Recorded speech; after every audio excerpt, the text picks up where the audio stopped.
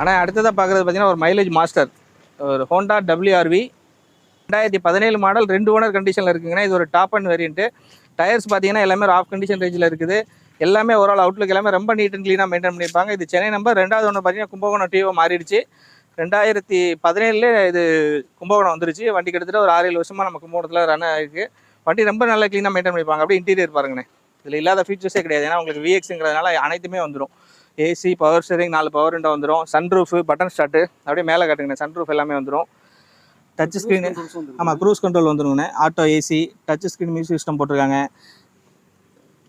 உங்களுக்கு சன்ரூஃப் வந்துடும்.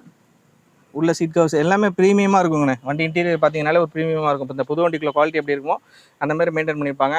Overall kilometre பார்த்தீங்கன்னா 1,20,000 கிலோமீட்டர் ஓடி இருக்குது. அதுவுமே ப்ராப்பர் கம்பெனி சர்வீஸ் ரெக்கார்டில் தான் இருக்குங்கண்ணே. டைமண்ட் கட் அலாய் வந்துடுது உங்களுக்கு. ப்ரொஜெக்ட் லேம்ப் வண்டி எடுத்தால் எந்த விதமான வேலை கிடையாது. ஃபுல்லாக LED போட்டு வச்சுருக்காங்க. ஃபாக்ல, அதாவது இந்த ஃபாக்லாம் கொண்டு LED லைட்டில் தான் இருக்குது. வண்டி நல்ல கண்டிஷனில் மெயின்டைன் பண்ணியிருக்காங்க. எல்லாமே ஒர்க்கிங்கில் இருக்குங்கண்ணே. இந்த வண்டிக்கு நம்ம கோட் பண்ணுற ப்ரைஸ் பார்த்தீங்கன்னா 5,75,000 கேட்குறாங்கண்ணே. அதுவுமே ஃபைனல் கிடையாது. முடிஞ்ச வரைக்கும் நம்ம நெகோஷியேட் பண்ணி கம்மி பண்ணி கொடுத்துடலாம்.